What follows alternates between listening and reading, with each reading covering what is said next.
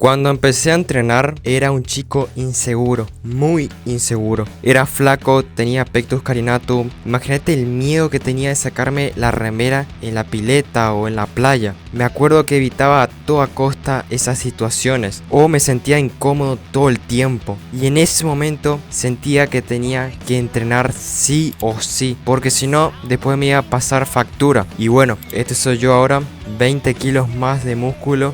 Y literalmente construí el 90% de mi físico con calistenia y calistenia lastrada. Pero no fue de un día para el otro. Al principio no podía hacer casi dominadas y me frustraba bastante. Veía a otros que estaban mucho más avanzados y pensaba que nunca iba a llegar a eso. Pero con el tiempo entendí que esto es un proceso y los resultados son impresionantes si sos constante. Así que en este video te voy a enseñar paso por paso cómo empezar en calistenia lastrada y evitar todos los errores que yo cometí. Paso 1. Lo primero que tenés que saber es que tenés que dominar los básicos con buena técnica antes de empezar a subir peso. Esto es algo que muchos no hacen y es un error grande. Como referencia podrías apuntar a unas 12 dominadas y 20 fondos. Si todavía no estás ahí, no pasa nada, pero primero construí una base. Una vez que tenés eso, empezás a agregar peso poco a poco, de 2.5 kilos, 5 kilos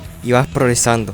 Yo, por ejemplo, empecé así, muy de a poco. Hizo que no me lesione y que pueda avanzar mejor. El segundo paso es no hacer demasiadas repeticiones. Es decir, no irte siempre a más de 8 o 10 repeticiones. Capaz te preguntas por qué, si eso también sirve para hipertrofia. Y sí, es verdad, pero en calistenia lastrada no buscamos solo el bombeo o compararnos con físicos irreales del Instagram y las redes sociales. Acá buscamos fuerza real, una fuerza bruta. Por eso deberías enfocarte más en rangos bajos de repeticiones, entre 3 y 5 repeticiones. No te preocupes por tu físico, vas a mejorar igual, casi sin que te des cuenta, vas a tener un fisicazo literalmente. De hecho, es mejor enfocarte en subir peso progresivamente que obsesionarte solo con ganar músculo. Un error que yo cometía era querer hacer muchas repeticiones todo el tiempo y eso me frenaba bastante en mi proceso. Cuando empecé a enfocarme más en fuerza, ahí fue cuando más proceso hice. También puedes combinar ambos enfoques. Por ejemplo, un día trabajas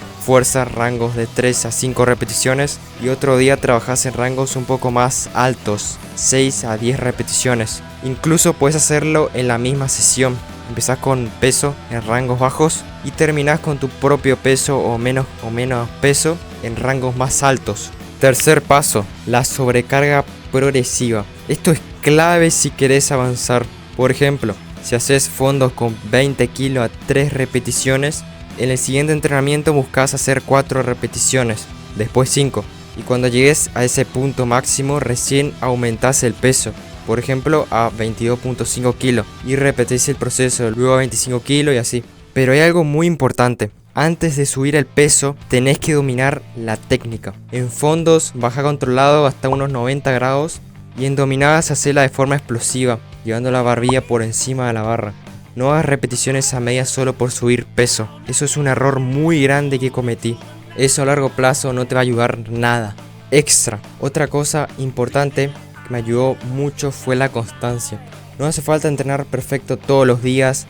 Hace falta ser constante. Hubo semanas donde no tenía ganas, pero igual entrenaba. Y eso con el tiempo hace toda la diferencia que el que no hace nada que con el que hace. Incluso si tenés mala genética como yo, que no te frene eso.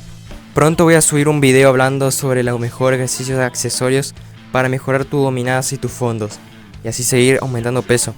Gracias por ver el video, si te sirvió pegale un like, suscríbete para si quieres apoyarme. Te dejo otro video que te pueda interesar y bueno, nos vemos.